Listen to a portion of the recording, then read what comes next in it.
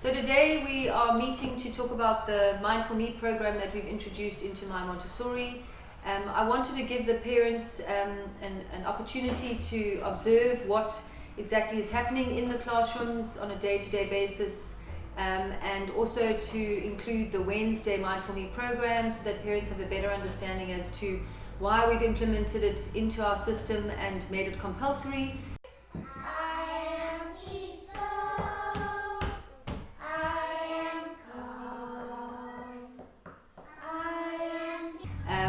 And potentially for the 3 to 6 year olds to be included into their curriculum.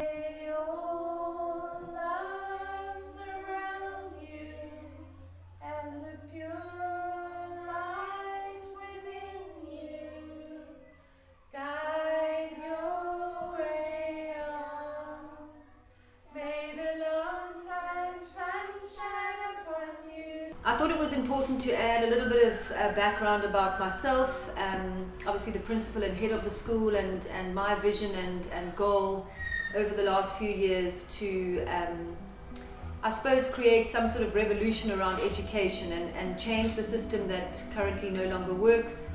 It's an old system that is in place in many schools today, and I just felt that there was opportunity for new ways of learning to be introduced into the curriculum, taking into consideration my qualifications in Montessori and running this Montessori school for the last 16 years. So this is our 16th year. So from my own personal life experience, I have traveled widely, and in those years of traveling I have spent many moments in meditation. I've sat in meditation in ashrams in India, and I've done many courses in and around Cape Town and South Africa, and also overseas, which was really hugely beneficial in terms of developing my own sense of self and knowledge of my own purpose in life. And so as I sort of traveled and grew as a human being and evolved in my own thinking, I suppose meditation became part of my everyday life. So taking this into consideration, I thought that it was very important to give the parents some sort of understanding of the history in terms of what I have done before and the reason why I've implemented what I have implemented into the Montessori curriculum.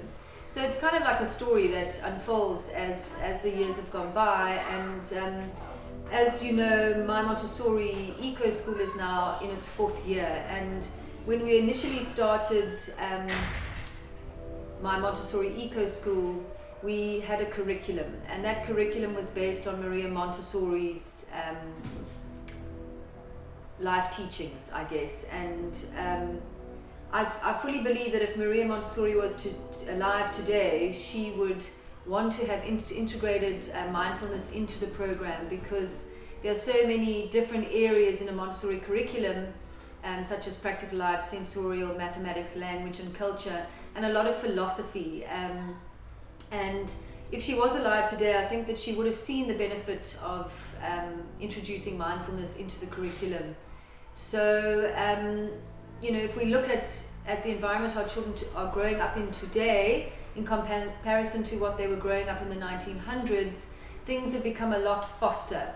The speed of which we learn things, the speed of which we're exposed to things has become incredibly fast. And I think if you look at the curriculum that Maria Montessori introduced in the 1900s, things were a lot slower.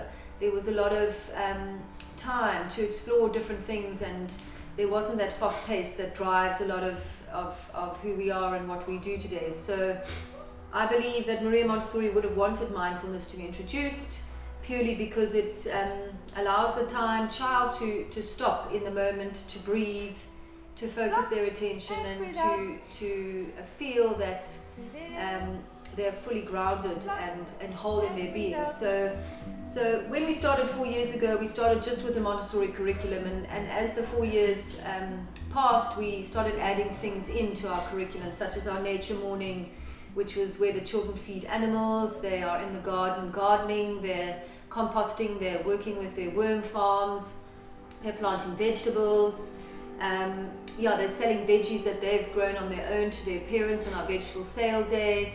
So each class has a nature morning, and each class on that day does all of these things, which I think is part of this implementation that we've introduced, which is in line with the Mindful Me program. Bring your focus to your heart. Bring your focus to your tummy. And can you feel your tummy when you breathe in? It makes like a balloon. It kind of, for me, is the cherry on the top. It's the finishing act to the play as such, because you've got the Montessori curriculum in the classroom where the children are actively working and engaged with the Montessori equipment on the shelves, and they're learning different things with different activities. And then you've got the nature morning where they're actually outdoors in nature. They're spending time learning from nature itself, whether it be watching ants in the garden, or picking a leaf and identifying what leaf that is in the classroom, to silkworms turning into moths. And then the sort of cherry on the top, as I call it, is the mindfulness, the program that we've introduced, which is done in a group capacity. It's done in the classrooms. The teachers and the assistants are involved in this mindfulness moment. It lasts half an hour, and there is a curriculum that's been developed by Susan Roy, who happens to be my sister. And if anybody knows me, they'll know that this has always been a family affair. My father's always been involved from a very young age in my passion for education, and was a project manager on actually building the school. And so Susan has also been part of my Montessori and the growth of my Montessori. And it just so happened that on this day when I was doing a meditation, and the thought came to me that if we could implement mindfulness and meditation into our children's lives from a very young age, and into the school, it would have a huge impact on the children that are growing up today and moving into mainstream educational systems. And it's a skill that they can use for the rest of their life. Once that foundation is laid, as we're laying all the other foundations in the Montessori environment, such as the work ethic in the classroom, completing activities, and then leading on into the nature mornings, and then onto the mindfulness. May all love surround you, and the pure light within you guide your way on. May the long time sun shine upon you. May all love surround you.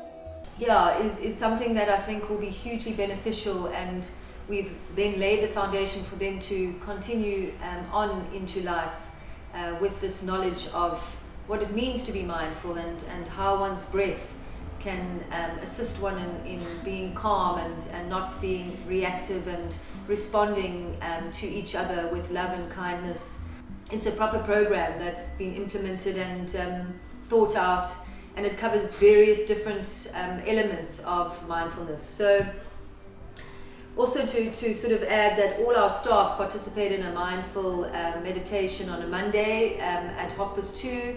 They do it for half an hour, and that includes our groundsmen, and the benefits of that are huge in the sense that as a community of teachers, we're able to communicate better with one another. We then plan to start sending out the curriculum to parents so that they can firsthand see what their children are learning and the skills that they're learning, and so that the parents can start to implement that in their home environment, and they too can begin to speak the same language to their children.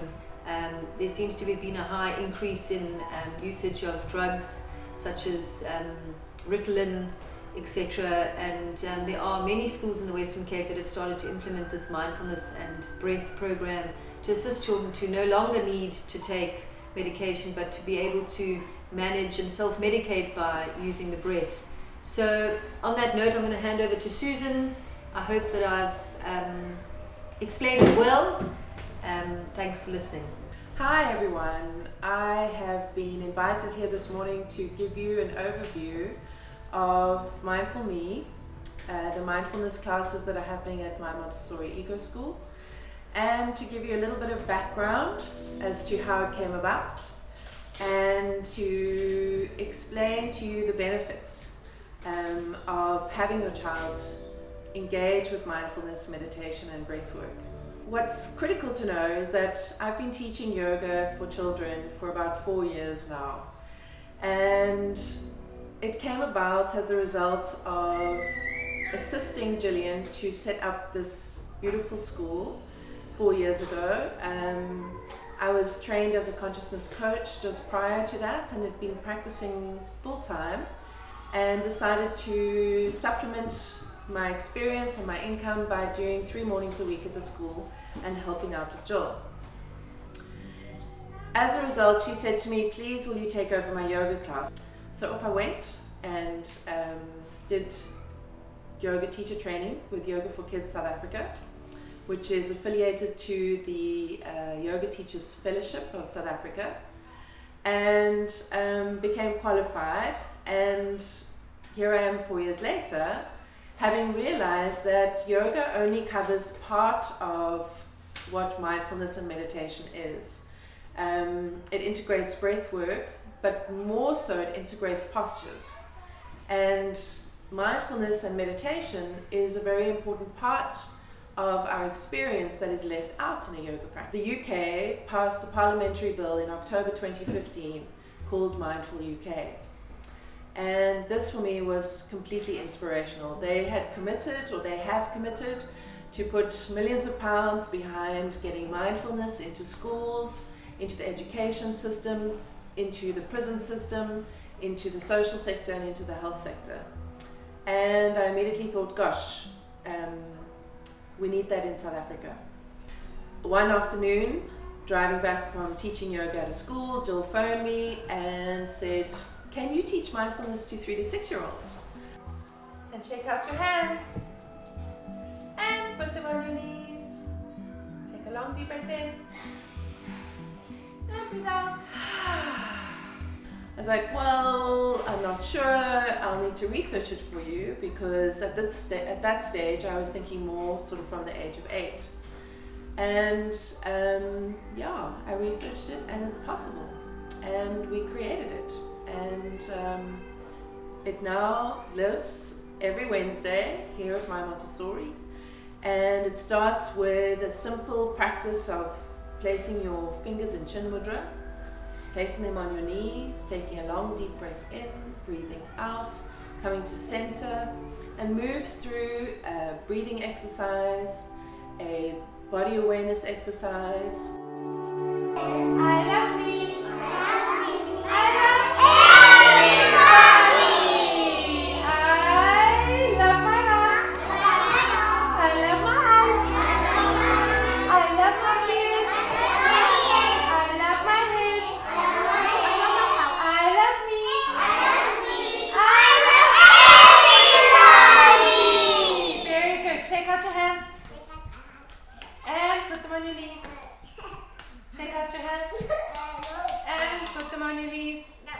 Put out your legs in front of you. Let's see happy feet and sad feet. Happy feet and sad feet. Happy. A process of focusing the mind on various parts of the body. And then a silent meditation, which very interestingly is supported by the silence game in Montessori. Part of the creation of the Montessori curriculum includes this thing called the silence game, and it was Maria Montessori's way of inviting the kids to create silence together, or to bring about silence. So we've created an awareness of the silence game within the meditation space, and so we sit in meditation for a few minutes. They say that the age you are is the length of time you can meditate.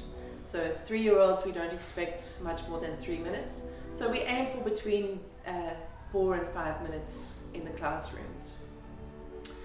The benefits of this are just enormous. The emotional understanding that occurs is great. The fact that the child can self-regulate their emotion and be able to comprehend what they're experiencing instead of going into reaction In schools around the world, there are recorded benefits of things like reduced violence amongst boys, increased test results, increased attendance, and children with learning difficulties actually being able to learn more easily. So there's a global movement taking place. This is not just happening here in South Africa at my Montessori. This is happening all over the world. Organizations such as Mindfulness in Schools, mindful.org, and others, Breathworks Mindfulness, are making changes all over the world with mindfulness and meditation, both for children and for adults. And I think part of that has been the fact that mental illness is on the rise, that kids are being medicated and that adults are being medicated, and they don't know how to manage their emotion and their present moment or their experience. So sitting in meditation allows you to observe what you're experiencing and form comprehension and understand what it is that you're experiencing. So for me, it's critical. I can't imagine a world where we don't grow this skill. And it is a skill, something you can learn, just like basketball or netball. What are my qualifications to teach? I'm sure some of the parents are asking. As I've said, I have attended numerous courses, specifically the integral yoga course and the meditation course at the Nandapur Ashram, and of course being a qualified yoga teacher includes mindfulness and meditation, and I think most of all 17 years of meditating, and just every day sitting down, coming to center, watching my breath and watching my thinking and observing what's occurring in my experience.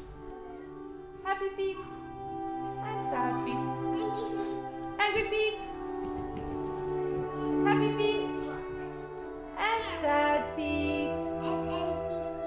And angry feet. Okay, cross your legs. So who gets angry? Do you all get angry? Who gets